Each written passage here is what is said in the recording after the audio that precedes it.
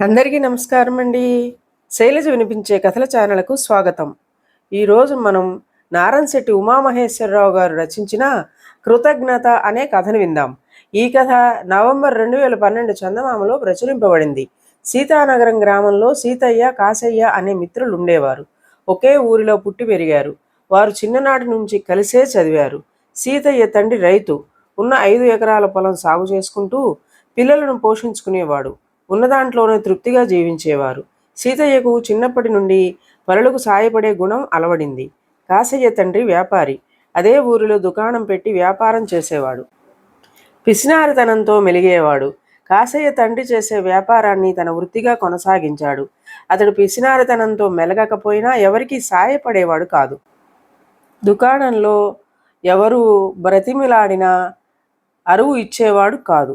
కాశయ్యకి మాత్రం ఏ అవసరం వచ్చినా మిత్రుడు సీతయ్య వద్దకు వెళ్ళి చెప్పుకునేవాడు. సీతయ్య తన మిత్రుని ఆప్యాయంగా పలకరించి అవసరాలు తీర్చేవాడు.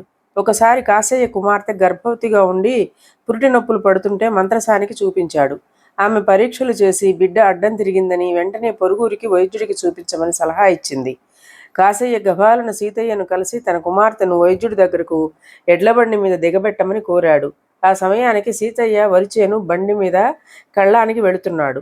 అయినా సరే మిత్రుడి కుమార్తెను రక్షించడమే ముఖ్యంగా భావించాడు.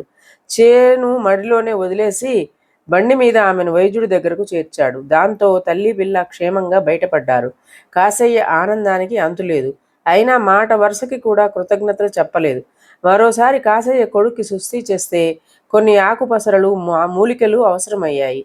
వెంటనే అతడికి సీతయ్య గుర్తొచ్చాడు. సీతయ్య పొలంలో ఎప్పుడూ తిరుగుతుంటాడు కనుక అతనికి వాడి గురించి బాగా తెలుసు. అందుకని వెంటనే సీతయ్య ఇంటికి వెళ్ళి తన అవసరాన్ని చెప్పి సహాయం చెయ్యమని కోరాడు. అప్పుడు కూడా సీతయ్య పొలంలో చేనుకు తెగులు పట్టిందని పురుగు మందు కొనేందుకు పట్టణం బయలుదేరాడు.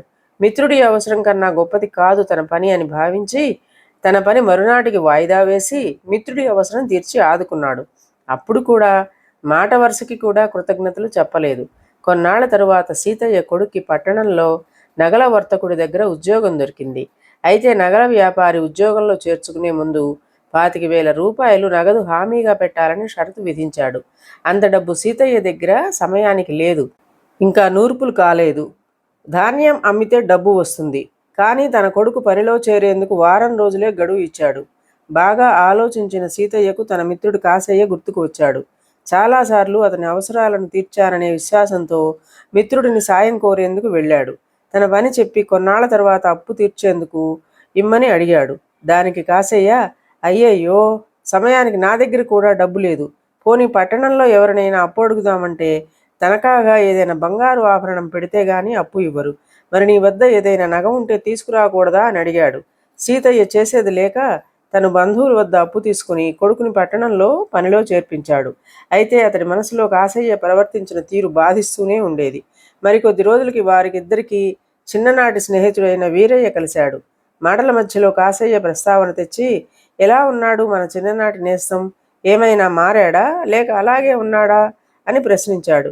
దానికి సీతయ్య తన అనుభవాలు వివరించి, నాకు సాయం చేయకపోతే పోయాడు, కనీసం మేలు పొందిన రోజు కూడా కృతజ్ఞతలు చెప్పేవాడు కాదు, అందుకు ఇంకా బాధగా ఉందిరా అని విచారం వ్యక్తం చేశాడు.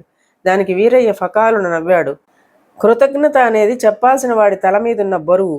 చెప్పలేదని బాధపడుతూ ఆ బరువుని నీ తల మీదకి ఎత్తుకోవాలని చూస్తావెందుకు? నీవు రైతు బిడ్డవు. నీ వృత్తి వ్యవసాయం. అంటే నీ పనిలోనే సాయం అనే పదాన్ని తగిలించుకున్నవాడివి. నీ సహజ గుణం పరులకు సాయపడటం. అందువల్ల నీ ఉదారంగా సహాయం చేశావు. ఇక ముందు కూడా ఇలాగే సహాయం చేయి. ఏమీ ఆశించకు. అతడు వ్యాపారి బిడ్డ. అతడు అందరితో లాభం చూసే ప్రవర్తిస్తాడు. అతడి సహజ గుణం అతడు చూపించుకున్నాడు. అంతే మీ ఇద్దరి మధ్య తేడా అని వివరంగా చెప్పగానే సీతయ్య కూడా గట్టిగా నవ్వేశాడు.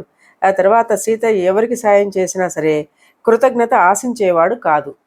ఇదండి కథ. ఈ కథ మీకు నచ్చినట్లయితే లైక్ చేయండి, షేర్ చేయండి, కామెంట్ చేయండి, సబ్స్క్రైబ్ చేసుకొని నన్ను ఎంకరేజ్ చేయండి. నమస్కారం అండి.